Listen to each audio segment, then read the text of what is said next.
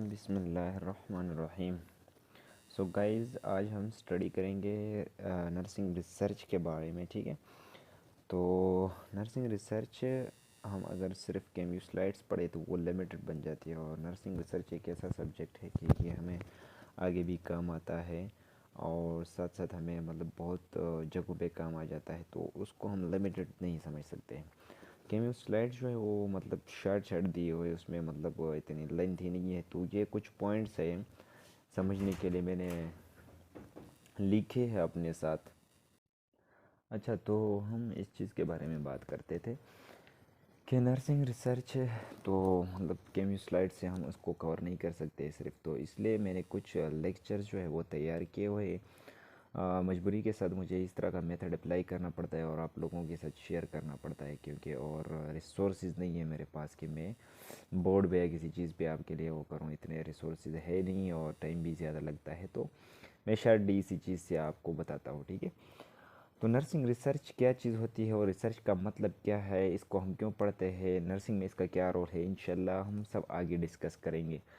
Time short लेना चाहिए lectures पे, क्योंकि ताकि लोगों को समझ आ जाए। ज़्यादा टाइम तक लोग लेक्चर देख भी नहीं सकते हैं, तो इसलिए हमें शार्ट ही टाइम में बहुत सारी चीज़ें कवर करनी होती हैं। अच्छा, स्टार्ट करते हैं अल्लाह के नाम से। रिसर्च, रिसर्च का मतलब क्या होता है? री और सर्च दो वर्ड से मिलकर बना होता है। जब भी कोई चीज़ हम देखते हैं तो सबसे पहले हमें उस पर गौर करना चाहिए कि हमें इसका मतलब पता चल जाए कि ये क्या चीज़ होता है। री और सर्च दो वर्ड से मिलकर बना होता है। री कहते हैं अगेन को और सर्च कहते हैं फाइंडिंग को, फैक्ट्स या नॉलेज। ठीक है, फैक्ट्स जो होते हैं वो हमारे पास क्या होते हैं, that is already exist. Facts हम उन चीज़ों को कहते हैं जो हमारे पास ऑलरेडी एग्जिस्ट करते हैं। नॉलेज भी हमारे पास ऑलरेडी एक नॉलेज एग्जिस्ट करती है, तो हम उसके बारे में अगेन सर्च करना चाहते हैं, तो उसको हम क्या कहते हैं, रिसर्च कहते हैं। ठीक है, अच्छा, फिर आते हैं research as a systemic analysis of facts या नॉलेज। आप फैक्ट्स भी कह सकते हैं, नॉलेज भी कह सकते हैं। ठीक है, ये एक सिस्टमिक एनालिसिस होती है नॉलेज की, यानी कि पहले से कोई नॉलेज हमारे पास है, कोई थ्योरी है या ऐसी चीज़ें हैं जिनको हम देख के कोई समथिंग न्यू फाइंड करना चाहते हैं, न्यू नॉलेज एक फाइंड करना चाहते हैं, तो उसको हम क्या कहते हैं, रिसर्च कहते हैं।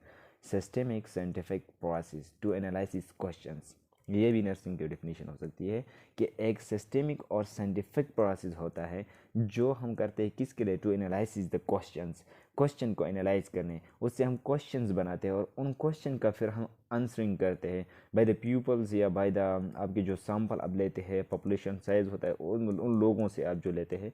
ठीक है, तो ये एक प्रोसेस होता है, साइंटिफिक प्रोसेस होता है जिसके ज़रिए हम क्वेश्चन का आंसर करते हैं। ठीक है, it is developing and describing the existence of phenomena. देखो, ये भी एक नर्सिंग रिसर्च की डेफिनेशन है। डेफिनेशन ये भी हमारे पास है कि ये हमारे पास क्या करती है, it is exploring and describing the existence of phenomena. Explore करती है और डिस्क्राइब करती है, जो फिनोमेना एग्जिस्ट होते हैं हमारे पास उनको क्या करते हैं, एक्सप्लोर करते हैं और डिस्क्राइब करते हैं। मज़ीद एक फ़िनोमेना है मिसाल के तौर पर आपके सामने, और उसको अगर हम एक्सप्लोर करें, मज़ीद उसके बारे में तहक़ीक़ात करें और उस फिनोमेना के अंदर हम समथिंग न्यू ऐड करें जो कि हमारे पास एक्सेप्टेबल हो साइंटिफिकली, ठीक है, या सिस्टमिक वे के साथ आप उसको प्रूव करते हैं साइंटिफिकली, तो वो भी हमारे पास क्या कहलाते हैं, नर्सिंग रिसर्च कहते हैं। देखो, हमने कहा कि नर्सिंग रिसर्च में हम क्या करते हैं, एक न्यू नॉलेज फाइंड करते हैं, और उस नॉलेज को फाइंड करने के लिए हमें क्या करना हो जाता है, क्या मेथड है कि जिसके ज़रिए हम नर्सिंग नॉलेज जो है हम एक्वायर कर सकते हैं, हासिल कर सकते हैं। ठीक है, अच्छा, because in nursing research we have need, okay, हमें नर्सिंग रिसर्च के अंदर हमें किस चीज़ की ज़रूरत होती है, नॉलेज की ज़रूरत होती है। जब हमारे पास पहले नॉलेज होगी तो फिर हम उसके अंदर कोई नई चीज़ ऐड कर सकते हैं, कोई नई चीज़ आइडेंटिफाई कर सकते हैं, तो वो फिर हमारे पास रिसर्च कहलाती है। तो उस ओल्ड नॉलेज को हमारे पास हासिल करने के दो तरीके हैं, एक है अनस्ट्रक्चरड मेथड है, एक स्ट्रक्चर मेथड है। ठीक है, अनस्ट्रक्चर जो मेथड होता है वो हमारे पास no sciences, no systematic way, जो हमारे पास सिस्टमेटिक वे के अंदर नहीं होता है, उसमें कोई साइंस नहीं होती है। ठीक है, मिसाल के तौर पर हम लेते हैं, ठीक है, मिसाल के तौर पर हम लेते हैं अथॉरिटी हो गई, ठीक है, ट्रेडिशनल मेथड हो गया। अब ट्रेडिशनल मेथड क्या होता है, मिसाल के तौर पर आबा व अजदाद से एक बात चली आ रही है कि ये ऐसा होता है मिसाल के तौर पर, ठीक है, तो वो ट्रेडिशनल मेथड होता है। ठीक है, अच्छा, फिर इनहेरिटेड मेथड होता है। इनहेरिटेड मेथड जो है वो हमारे पास क्या होता है, एक गाइड्स होते हैं, मतलब जो inherited in traditional method just like a same, लेकिन इनहेरिटेड मतलब कोई यानी कि पीर है या उसके वो बच्चे जो है एक बातें होती जा रही है तो वो उसको लेके आगे जाते हैं, तो वो इनहेरिटेड में ट्रायल एरर हो गया, ठीक है। ये हमारे पास अनस्ट्रक्चर में आते हैं क्योंकि इनका कोई सेंस इसमें नहीं होती है, कोई सिस्टमिक वे इनमें नहीं होता है। ट्रायल एंड एरर का मतलब ये है कि आप बार बार एक चीज़ को ट्राई करते हो, वो फेल होते हैं, फिर ट्राई करते फेल होते हैं, आखिरकार आप उसमें क्या करते हैं, कामयाब है। इंट्यूशन मेथड, इंट्यूशन मेथड का मतलब ये है कि आप अपने जहन से एक बात करते हैं, अपने लॉजिक को सोच के एक बात करते हैं, अपनी थिंकिंग से एक बात करते हैं, ठीक है। इट्स मे बी राइट और रॉन्ग, ठीक है, तो वो इंट्यूशन मेथड होता है। अच्छा, फिर प्रॉब्लम सॉल्विंग मेथड होता है, ठीक है। तो ये चीज़ें हमारे पास अनस्ट्रक्चर मेथड होती है जिनके ज़रिए हम नॉलेज एक्वायर करके हम अपनी रिसर्च को आगे लेके जा सकते हैं।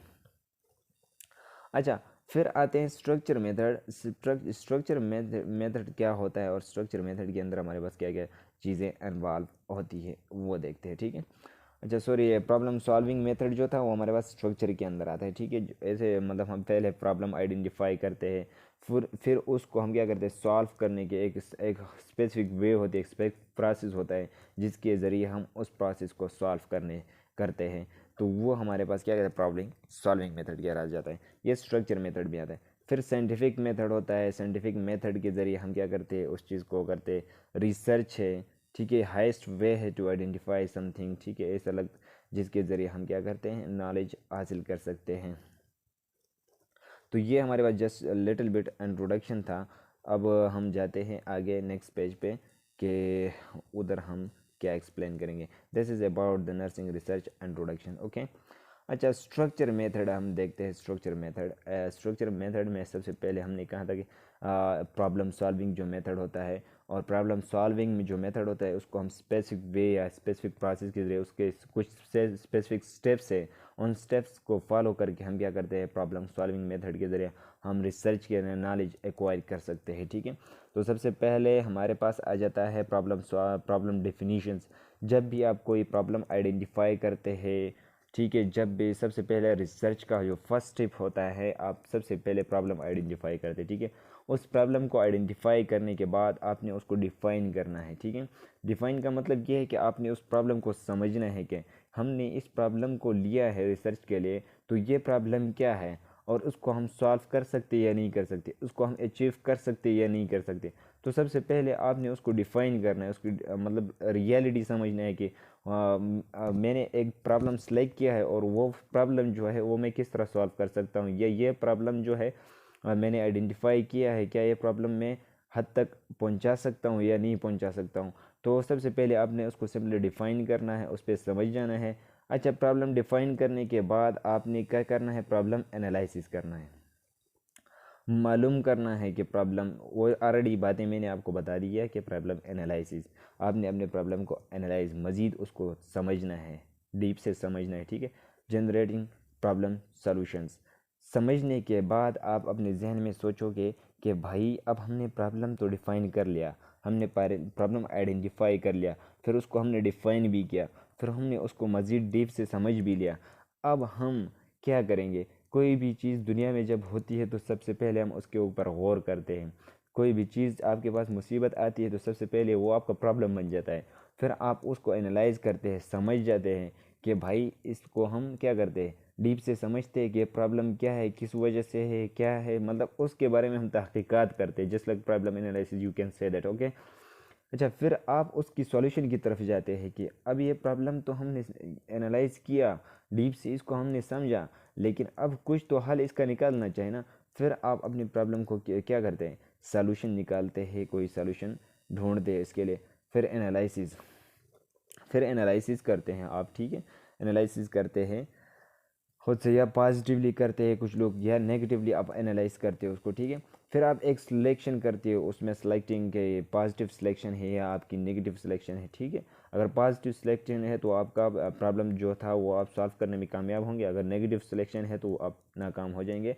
इम्प्लीमेंटेशंस, पॉजिटिव सिलेक्शन है, आपके आपने सिलेक्ट किया, हाँ प्रॉब्लम को एनालाइज सोल्यूशन निकालने के बाद एनालाइज किया, एनालाइज करने के बाद फिर आपने उसको सिलेक्ट किया और सिलेक्ट करने के बाद आप उसको इम्प्लीमेंट करते हैं। इम्प्लीमेंट करने के बाद आप देखते हैं कि क्या मैंने जो प्रॉब्लम आइडेंटिफाई किया था, डिफाइन किया था, सोल्यूशन निकाला था, फिर सिलेक्ट किया था, फिर मैंने लोगों पे उसको इम्प्लीमेंट किया था, यानी कि उस पर अमल किया था, लोगों के ऊपर मैंने अप्लाई किया था। अब आप देखते हो कि क्या ये, फिर एवॉल्वेशन करते हो, एवॉल्वेशन में आप देखते हो कि क्या मैंने जो प्रॉब्लम आइडेंटिफाई किया था वो काम कर रहा है या नहीं कर रहा है, इट्स फेल और मतलब सक्सेस, ठीक है, आप उसके बारे में देखते हैं। अच्छा, कुछ एमसीक्यूज़ है यहाँ पे, मैं आपको डिस्कस करता हूँ। क्वेश्चन नंबर 1 ये है कि अल्टीमेट एम ऑफ रिसर्च, ठीक है, अल्टीमेट एम ऑफ रिसर्च क्या होता है, एमसीक्यूज आ सकता है। तो हमारे पास अल्टीमेट एम ऑफ रिसर्च जो होता है developing and refining knowledge, developing and refining knowledge जो होता है वो हमारे पास क्या होता है, अल्टीमेट एम होता है नर्सिंग का, ठीक है, नर्सिंग रिसर्च का। क्वेश्चन नंबर 2 जो है ultimate aim of research and nursing, nursing के अंदर क्या है, देखो एक रिसर्च, आम रिसर्च, जनरली हम रिसर्च की बात करते हैं तो उसमें हमारे पास जो एम मकसद होता है रिसर्च का, developing and refining new knowledge, हम नॉलेज को वो करना चाहते हैं, ठीक है। Ultimate aim of research nursing के अंदर क्या होता है, to improve quality care of patients. This is the main point and MCQs for you guys, कि हमारे पास जो ultimate aim of research in nursing जो होता है वो क्या होता है, to improve quality of care patients, ठीक है, केयर ऑफ पेशेंट जो है उसको इम्प्रूव करना, क्वालिटी ऑफ पेशेंट के केयर को इम्प्रूव करना, तो उसको हम क्या कहते हैं, अल्टीमेट एम ऑफ रिसर्च, ठीक है। अच्छा, कुछ हमारे पास टर्म्स है वो देखते हैं। अजम्पशन क्या होता है, अजम्पशन हम कहते हैं एक ब्रॉड टर्म होता है, ठीक है, नॉन टेस्टेबल, ये हमारे पास टेस्टेबल नहीं होता, ये आपका एक ख्याल होता है, अजम्पशन एक आप ख्याल रखते हैं अपना, ठीक है, एक ब्रॉड टर्म है, तो ये दैट्स इज नॉन टेस्टेबल, ठीक है।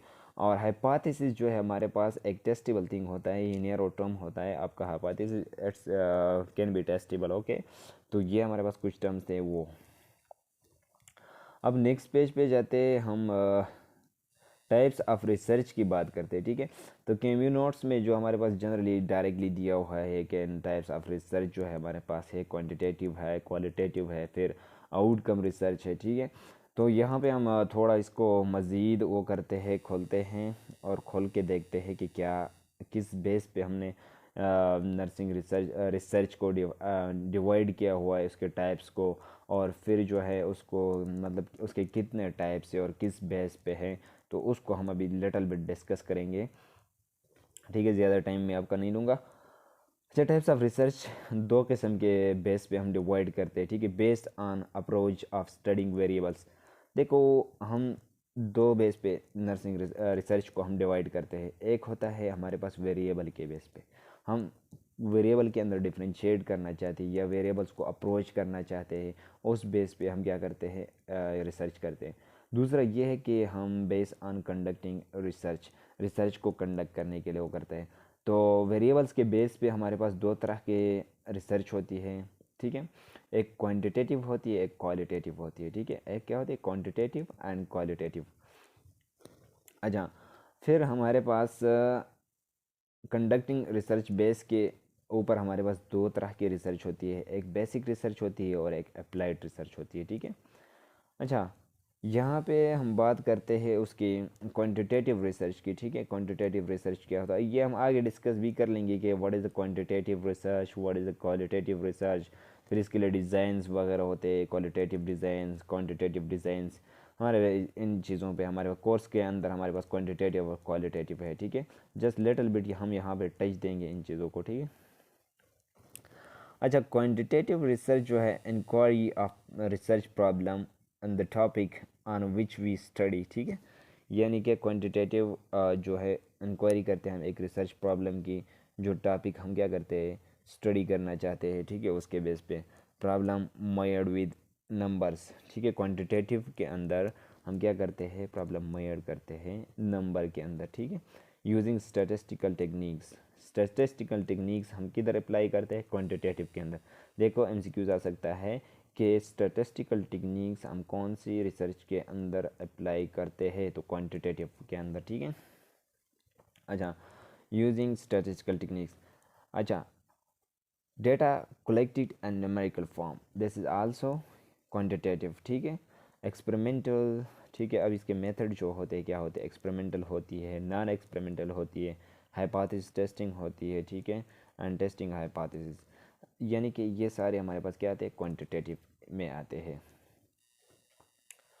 अच्छा, अब हम आते हैं क्वालिटेटिव के ऊपर, ठीक है। Inquiry and depth variables form describe social phenomena naturally. अब देखो यहाँ पे क्वांटिटेटिव के अंदर हमने कहा कि inquiry of research problem the topic on which we study, हम उस चीज़ के बारे में इंक्वायरी करते हैं क्वांटिटेटिव के अंदर के उस टॉपिक, वो टॉपिक जो हम स्टडी करना चाहते हैं। लेकिन क्वालिटेटिव के अंदर हम क्या कहते हैं, inquiry and depth and and narrative form, ठीक है। Inquiry and depth and narrative form describe social phenomena naturally, ठीक है।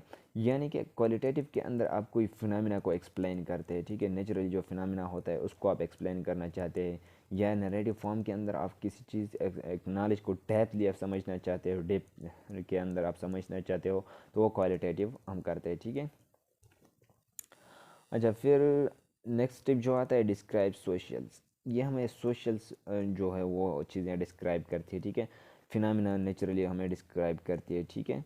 तो मिसाल के तौर पर हमारे पास आता है थॉट्स हो गए, ओपिनियंस हो गए, किसी के एक्सपीरियंस हो गए, फीलिंग ऑफ इंडिविजुअल्स, ये चीज़ें हम क्वालिटेटिव के अंदर, फीलिंग्स वगैरह हो गए, थॉट्स हो गए, ठीक है, ओपिनियंस हो गए, एक्सपीरियंस हो गए, ये चीज़ें हम क्वालिटेटिव के अंदर ही एक्सप्लेन करते हैं। डेटा कलेक्शंस आ गया, फिर हम डेटा कलेक्ट करते हैं किसके through, conducting interview, questions, group interactions, ठीक है।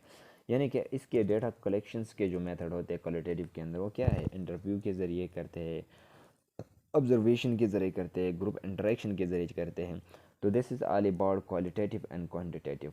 ये हम अप्रोचेस के बेस पे करते हैं, ठीक है। वेरिएबल्स अप्रोचेस के बेस पे हमने इसको डिवाइड किया था, क्वालिटेटिव और क्वांटिटेटिव।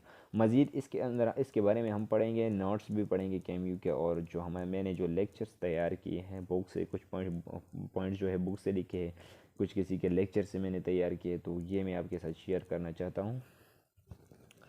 अच्छा, बेसिक रिसर्च जो है विदाउट एनी स्पेसिफिक पर्पज़, ठीक है। बेसिक रिसर्च जो है हमारे पास क्या होते हैं, इसके अंदर कोई हमारे पास स्पेसिफिक पर्पज़ हमारा नहीं होता है, ठीक है। अप्लाइड रिसर्च जो है प्रैक्टिकल एप्लीकेशन और स्पेसिफिक पर्पज़, नाम से ही पता चल जाता है कि अप्लाइड रिसर्च, जब हम किसी चीज़ के ऊपर अप्लाई करना चाहते हैं। अब हम एक रिसर्च करते हैं और उस रिसर्च अगर वो साइंटिफिकली प्रूव की गई हो तो उसको हम नर्सिंग प्रैक्टिस के अंदर अप्लाई करते हैं या किसी मेडिकल फील्ड के अंदर अप्लाई करते हैं, तो this is called the applied research. अच्छा, नेक्स्ट लास्ट पेज है हमारे पास, इसको डिस्कस करते हैं क्विकली, और फिर इंशाल्लाह फर्स्ट यूनिट के अंदर जो लेक्चर फर्स्ट होगा वो हमारा कंप्लीट हो जाएगा, ठीक है। लेक्चर 3 हमारे पास आ गया और यूनिट फर्स्ट है, ठीक है। यूनिट फर्स्ट ही स्टार्ट है हमारे पास अभी।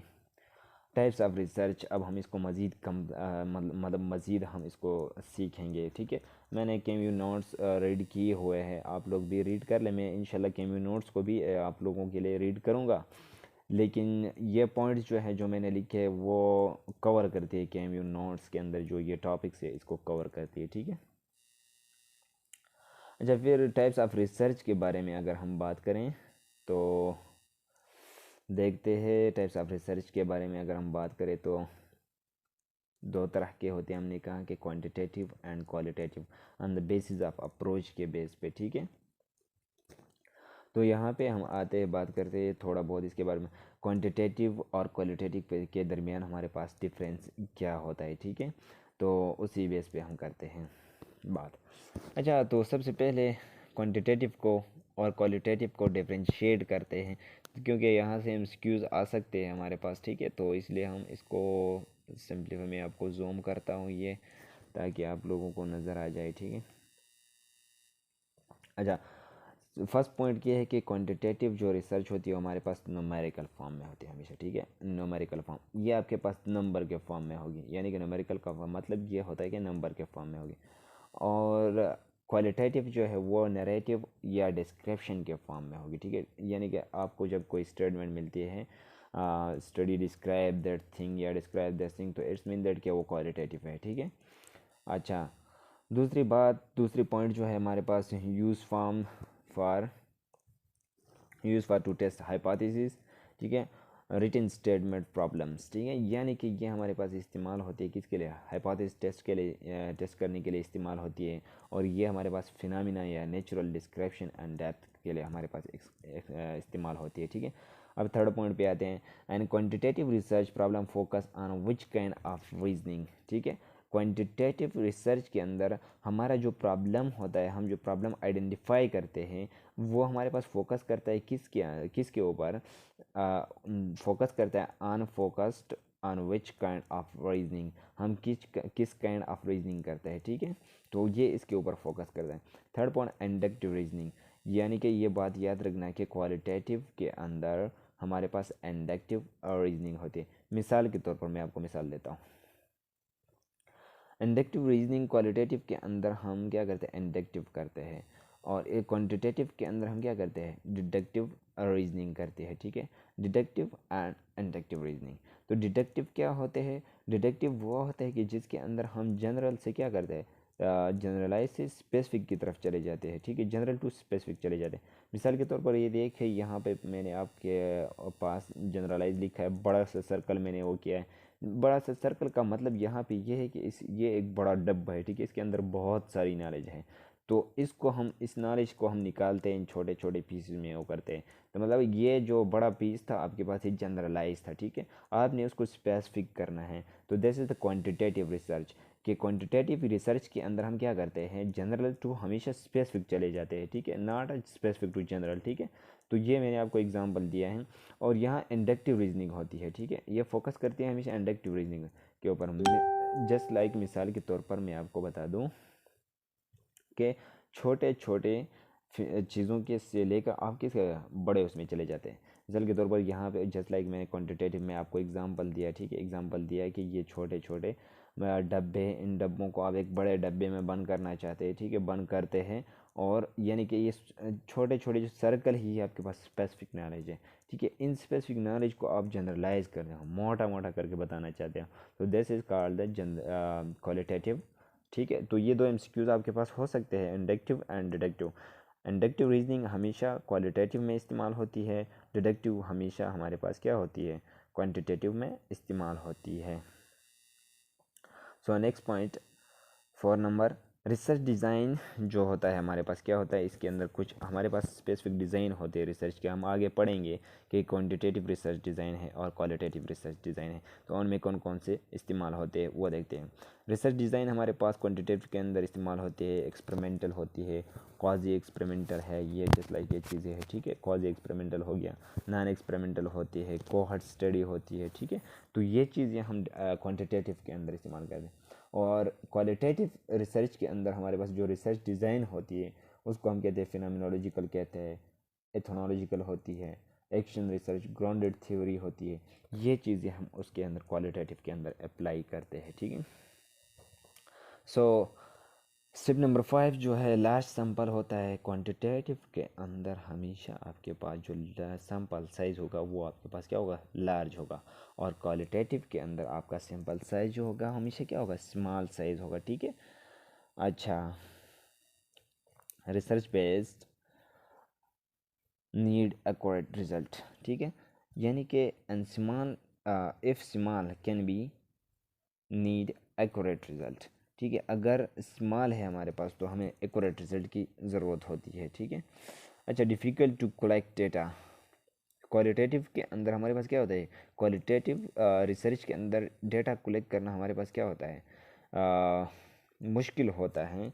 तो कलेक्शन का जो तरीका होता है क्वालिटेटिव का, उसको हम कलेक्ट कर सकते हैं data through interview, through group interaction, through natural observe के ज़रिए हम कर सकते हैं, ठीक है।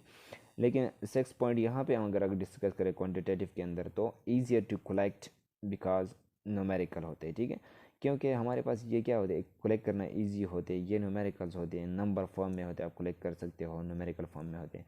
अच्छा, और कलेक्ट करने का तरीका यहाँ पे क्या है, क्वेश्चनियर मेथड है। क्वांटिटेटिव के अंदर डेटा जो हम कलेक्ट करते हैं क्वेश्चनियर मेथड के ज़रिए करते हैं, और क्वालिटेटिव के अंदर हम करते हैं interview, group discussion, natural observation, ठीक है, तो इसके ज़रिए हम करते हैं। तो this is end of our today lectures. So अगर आपको लेक्चर अच्छा लगा, अगर आप लोगों को पसंद है, समझ आ रही है लेक्चर, तो प्लीज़ मेरी रहनुमाई करें ताकि मैं इस तरह के मज़ीद वीडियोस बनाऊं आपके लिए, और मेरे चैनल्स को सब्सक्राइब करें और लाइक करें। Thanks for watching.